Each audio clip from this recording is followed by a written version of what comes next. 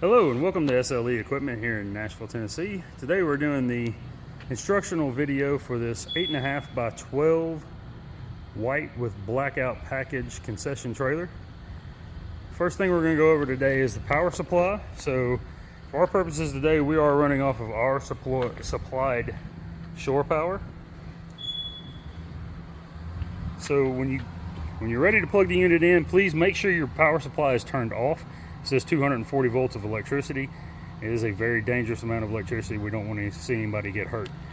All right, so better safe than sorry. But first thing you're going to do, take your plug, line up your notch here, slide it in, twist it, and then you can tighten down this ring here just to make sure it has a good grip, doesn't fall off. All right, then connect the 50 amp plug, 4-prong 50 amp plug to the power supply, whether it be a generator or sorry, I had a wasp flying around me there. Whether it be a generator or shore power, connect up, plug in there, and then turn your power supply on. You're ready to go. Okay, so we'll take a quick look around the unit here, kind of go over the highlighted features of the unit. See down the side here. First thing we're going to look at is the 36 by 36 access door in the V-nose. Gives you access to the inside of the V-nose here. Here you can see the 30-gallon freshwater tank. Over here in the corner is the water pump. Back here in the corner, opposite corner, is the 6-gallon water heater. The electrical panel, inverter, and the 12-volt battery, along with the fuse box there for the 12-volt system. So real quick, you can see that green light on the bottom of the inverter. So whenever that light is on, that tells you that the inverter, when it's hooked to a power supply, you'll see that green light. You should see that green light on, and that tells you that the inverter is charging the 12-volt battery here. Okay, and then those fuses next to them, there's a light. If the fuse blows, it will light up next to that fuse, so it's just a good visual indicator as to you having a fuse blown or which fuse is blown. Alright, and then here's the 25-foot power cord for the unit. And then real quick, we're going to go over the plumbing lines you see here, the blue. So this back line here, this is your main supply line coming from the freshwater tank. As you can see, this valve here is in line with the plumbing line. That means that valve is open. So anytime you're using the faucets or on the unit and running a water heater or the water pump, you're going to want to make sure that the valve is turned on and open. This line here, this is the blowout valve or blowout line for the unit for winterization. So you'll get the winterization process in a separate video, but just want to show it to you. You'll simply connect your air fitting here and then follow the steps in the video. As you can see, this valve or handle is not in line with the plumbing line. That means that valve is closed. And then this line here, it goes through the floor and out through the bottom of the unit. That is the drain line. So you would open that valve if you wanted to drain the freshwater tank on the unit. Okay. And then of course you can see the bottom of the sink and the plumbing here inside the unit. Alright, we'll move on around here. Next up, the water access panel here. So when you get ready to utilize your water, simply open that door. If you're filling the freshwater tank, you're going to remove this cap, twist it off, insert your hose here, fill the tank. Once done, remove your hose, replace your cap, and you are good to go. All right, and then if you're using a pressurized system, you're going to do that here. So you're going to remove this little rubber cap here.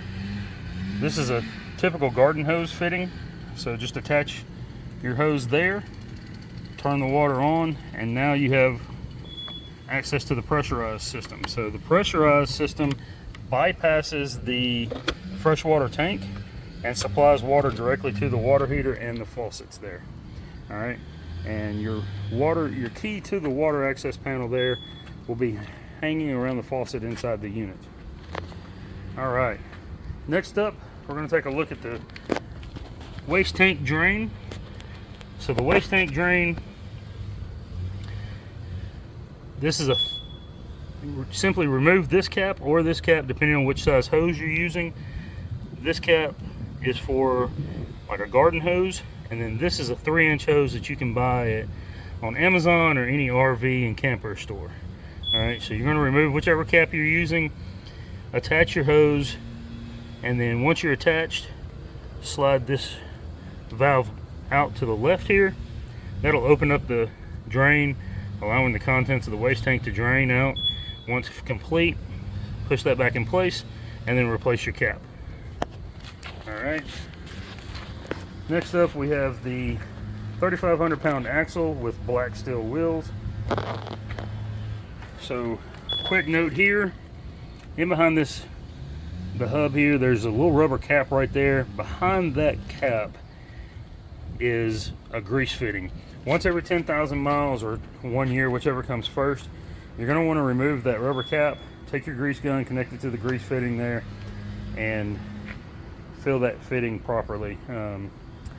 That way it greases up the hubs and the bearings so that you can maintain those in good working order.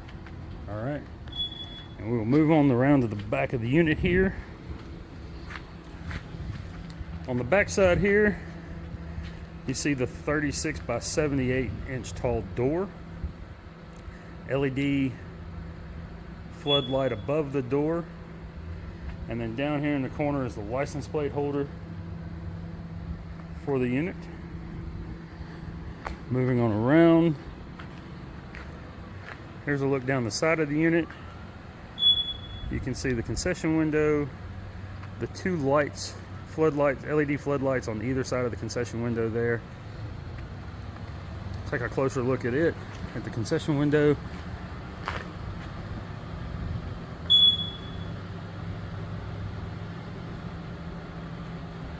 Counter, flip up counter, I'll show you how to operate it.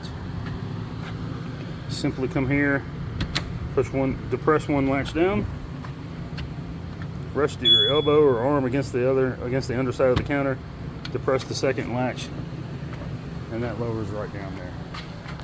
And I do believe this is a 6-foot window in the unit here. All right. And then moving on around, we're back up at the front here.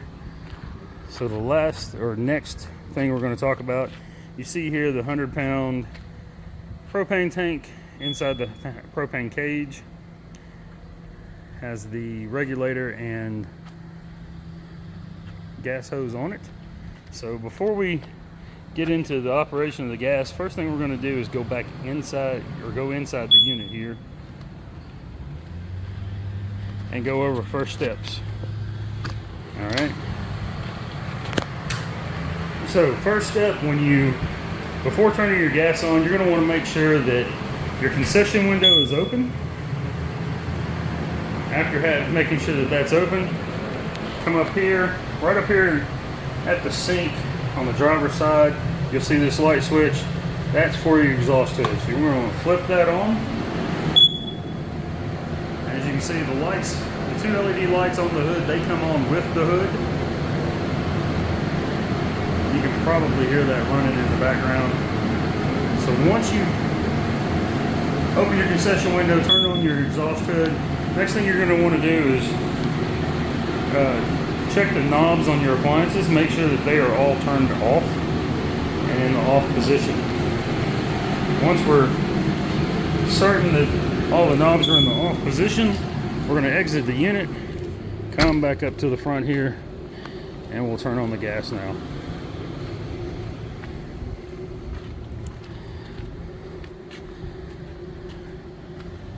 So when we get here, we come to the valve here on the propane tank, turn it on, open it fully. So open that valve all the way up. Once you've done that, then you're going to come here to this valve, you're going to flip it up. All right, sorry for the shoddy camera work there. Flip this blue valve up. Once that's in line, that shows you that the valve is now open. So a couple things I want to note here. When you first turn on the knob for the propane tank, there's a vent right here on the back side of the regulator. You're going to want to listen, make sure you don't hear any hissing of gas coming out of there or smell a strong or abnormal amount of propane coming from there. If you do, that's a good sign that the regulator is potentially damaged. So you're going to want to turn this back off. Also, with this valve, when it's in the off position, when you turn that valve on, and you get it in line here, you'll hear an initial whoosh of gas come through here. You should not hear gas continually running through this line right here. If you do, turn this back off, go back inside the unit, check your appliances, make sure that all your knobs are in the off position. If they were when you get in there, you most likely have a leak somewhere, okay? If one of them was not, turn it to the off position, come back out here, turn this knob back up, listen again. If you hear gas continuously running, turn this back off, turn the gas off on your propane tank. You're going to need to contact your local gas company, have them come out and service the unit just to make sure that there's no leaks, and if there are, or the regulator's bad, whatever, have them make any necessary repairs. The gas is the most dangerous system on this unit, not something you want to play around with, okay? So, and real quick, I'll show you one area of concern. If you have a leak, so you can see here the gas line runs down and goes underneath the trailer there. So with that gas line running underneath the unit, it does leave the possibility that road debris, whether it be rocks, rubber, wood, whatever could be on the road, could kick up off the road and strike the gas line, thus potentially damaging it and causing a leak in the unit. So like I said, if you hear that continuous flow of gas there, contact your gas company, have them come out and service the unit and make any necessary repairs. But for our purposes today, we've turned it on, everything checks out, working as it should. So we're gonna go back inside the unit. At this point, you're now ready to fire up your appliances, okay? To start your appliances, you will need like a barbecue stick lighter. It seems to work the best. And you're simply just going to light the pilot light on all of your appliances and get cooking, make some food, sell some food, and make a whole lot of money hopefully. So, but just want to emphasize how important it is. Do not be inside the unit with the appliances, the gas turned on and or the appliances running without the exhaust hood being open and your concession window being open, okay?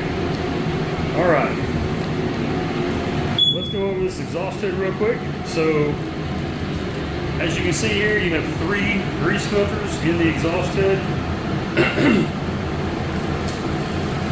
Once a week, you're going to want to remove those grease filters and remove your rail here, your grease rail. So right now the grease rail is zip tied to the hood.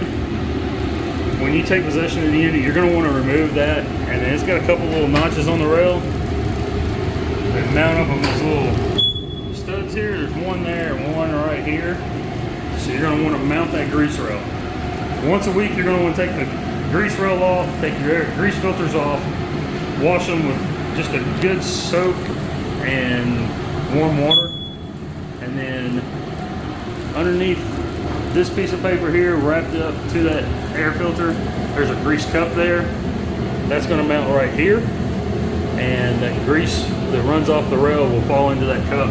So you're probably going to need to wash it more often than you do the grease rail and the grease filters, but again, soap and warm water take care of it, no problem. When you put these filters back into place, I'm going to turn this hood off so I can demonstrate this for you right quick. It's a little easier if you don't have it suctioning against you. So when you put these filters back into place, or when you take them out, all you're going to do it with this one here. So you're going to just grab the filter, raise up, tilt out, and then lower down. Okay, and to put it back in, just reverse operation. Insert it along the rail there, push in, and then lower down into it. Now this one's sitting a little wonky here because of the zip tie there, but just wanted to demonstrate that for you. So, and then once you have your grease filters in place, next thing you want to do is close up any gaps.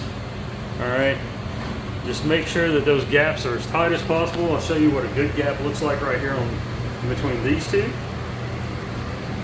All right, and make sure you don't have any gaps on your ends there. And once you've done that, you're good to go with your grease filters. All right. Next thing we're going to talk about is the fire suppression system. See the 3 hoses there. See it running all down the wall here. So here's your tank up on the V-nose, on the shelf in the V-nose there. And then down here on the wall is the control head.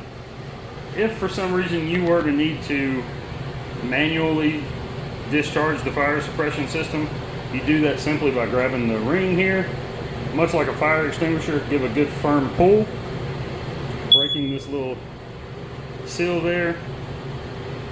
Take the handle, push it up to the left there. This will move from set to fired. As soon as you push this up, you're going to want to exit the unit, okay?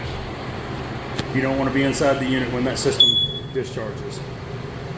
Alright, here's the tag showing where the unit was, or when the unit was installed. Alright. Next thing we're going to go over, this beeping that you hear in the background, just beeped again on cue. So this is the carbon monoxide alarm and explosive gas alarm. This comes standard with every unit we sell that has a gas package in it. So the LB that you see flashing there simply means the low battery. The battery for the unit is, or for the alarm, is right there. I don't like to install those, otherwise it'll be useless by the time you take possession of the unit. So I'll show you how to install it here in just a moment. The 0 flash in there means it's not picking up any carbon monoxide, all right, which is a great thing. That's what we want. All right, next up, you see the shelf there in the V-nose, upper shelf, and then the lower shelf there. Have the 3-bay sink, and then over here beside it, the hand wash station. Right down below here, that little button there, or switch there, is the on-off switch for the water pump. And then these cabinets here, they give access into the V-nose. You can see the water heater, things around. So that's just the access. Both of those give access to the V-nose there, all right? Right down here on the floor, this is your ABC and Class K fire extinguishers. Those come standard with the gas package, or the fire suppression package, I'm sorry. So the Class K extinguisher is required in every commercial kitchen, and then the ABC is just a good all-around fire extinguisher. So those are there. I will probably move those to the sink for transport once you take possession of the unit there. So you can see the key hanging here for the water access panel. Alright, we're going to demonstrate this water here. So before turning your water faucets on, make sure that this water pump switch is in the on position. Then come over and turn your water faucets on. Alright, we've got a good steady flow of water from the cold side there. And then we're going to test out the hot side. Yep, good hot water. Definitely hot. Great on a hot day like today. Alright, I'm going to give a quick reading here, just to show that the water heater is functioning.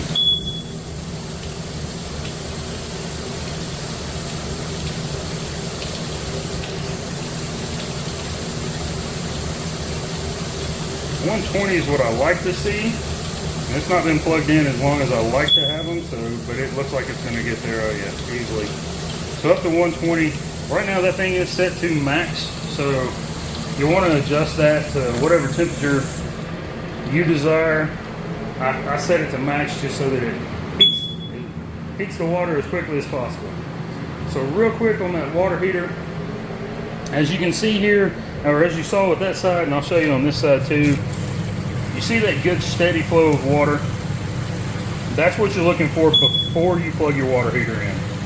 Please, before you plug your water heater in, come in, turn on the hot water side on your faucet, both sink or hand wash sink and the regular 3-bay sink. Just make sure all the air is out of that line and you've got this good steady flow like this. When you see the good steady flow like this, that tells you that your water heater is full and you do not risk burning up an element like you do if that water heater is empty when you plug it in. So once you've got that good steady flow, either reach under through the cabinet here or go into the V-nose access panel, plug that water heater in, heat up your water, you're ready to go. All right.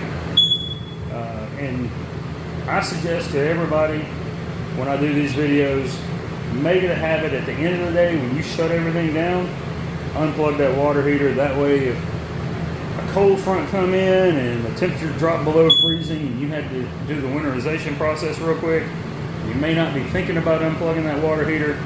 You unplug that water heater because you did it every single time at the end of the day. And when you first enter the unit, after hooking up the power, you come in, you turn the water on, you make sure that water heater's full, then you go in and plug it in. All right, that just greatly lessens the likelihood that you're going to have to replace a heating element or replace the entire water heater. Okay, so trying to help lessen costs as much as possible here. So, all right, let's look at some other features on the unit here. So you see the aluminum mill walls all the way around the unit. All right. Right here by the entry door at the back of the unit is the 2 switches.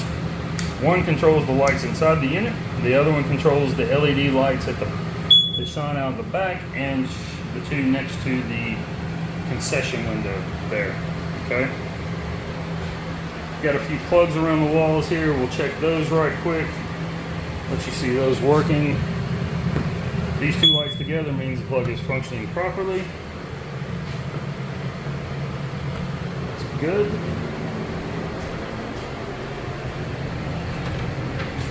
I thought there should be a plug up there. That one's good. We know this one's working from that thing chirping. That one's good. And that one's good.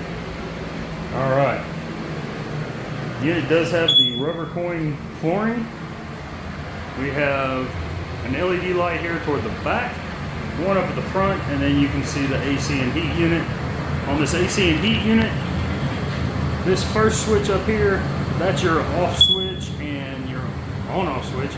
So you have off, high cool, low cool, high heat, low heat, high fan, and low fan. And then the second switch back here, that is your temperature switch, so that you can have it max cold, max heat, or anywhere in between, however you choose. All right. This switch right here and this switch right back here, those are directional switches. So when they're fully switched in like it is now, in toward the center of the unit, that tells you that that end is open. So right now it's blowing air out of both ends of the AC unit. You can turn one, switch one end the other direction, closing off that end and only allowing air to come out. Not a bad suggestion to switch off this end. It's closest to the hood there, because all that cold air that comes out of there is just going to get sucked right out of that exhaust hood. So you may just want to have this end open, blowing cold air toward the V-nose. That way it helps keep the unit a little cooler. You maintain a little more of that cold air there. Okay. That looks to be it for this unit. One last thing I do want to go over, or a couple last things. So shutdown procedures for the gas. For the gas, it's basically you're going to do the same things, just in opposite order almost. So the first thing you're going to do is come to your appliances, turn all your knobs to the off position, If you're running fryers, they have a pilot light that's on a knob. You'll need to turn that from the on position back to the off position, and then verify that your pilot light goes out. If you're running any kind of griddle or charbroiler or stock pot, anything like that, all of those things usually have a free-flowing pilot light, so that pilot light will extinguish itself once you shut the gas off to the unit. But you want to make sure that all your knobs are in the off position. Exit the unit, go out to the front,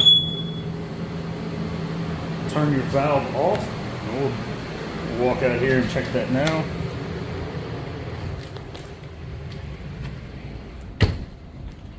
So once you know all your appliances are turned, knobs are turned to the off position, come back here, turn this valve like it is now to where it's not in line with the gas line, showing you that that valve is closed, and then come here and close this valve by turning it toward this back section right here, okay?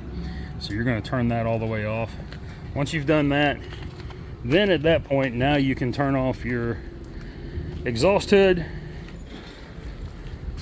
Once you know, and well, so once you've done that, then come back in, check your appliances again, just verify that your knobs are still in the off position and all your pilot lights have gone out.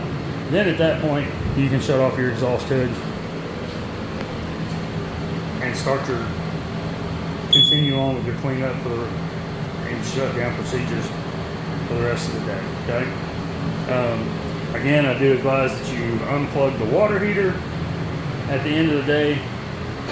And then here on the door, the last thing we're going to go over, this is some general safety guidelines and procedures for your concession trailer. It has startup procedures here, and then shutdown procedure here, and then before transit. So before transit, you're checking things like making sure your lug nuts are tight, you have air pressure, the proper amount of air pressure in your tires, and your brake lights, blinkers, all that works properly as it should. Okay? All right. Well, we hope you enjoyed the unit. Thank you for doing business with SLE. Have a great day.